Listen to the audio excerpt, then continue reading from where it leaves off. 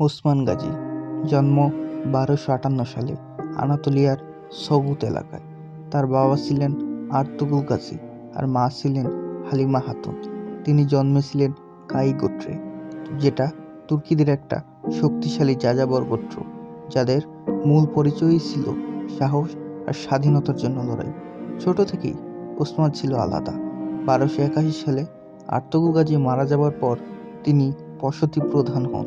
ওই সময় ধীরে ধীরে সেলজুকদের পতন হচ্ছিল আর বাইজেন্টাইনরাও দুর্বল হয়ে পড়ছিল, যেটা কাই বসতির জন্য বড় একটা সুযোগ তৈরি করে দেয় এবং ওসমান গাজী সেই সুযোগকে লুফে নেন। তিনি আস্তে আস্তে সেলজুকদের কিছু দুর্গ আর বাইজেন্টাইনদের এলাকা নিজের নিয়ন্ত্রণে নিয়ে নেন। এভাবেই কাই বসতি বড় হতে থাকে। তিনি কয়েকটা গুরুত্বপূর্ণ যুদ্ধ করেন, যার মধ্যে কোয়ুং হিসার যুদ্ধ ছিল জীবনের টার্নিং পয়েন্ট।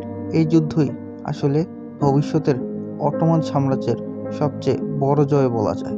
এই ছোট ছোট সাফল্য আর বুদ্ধিমত্তা জোরেই একটা ছোট গোত্র বিশাল সাম্রাজ্যের রূপ নেয়।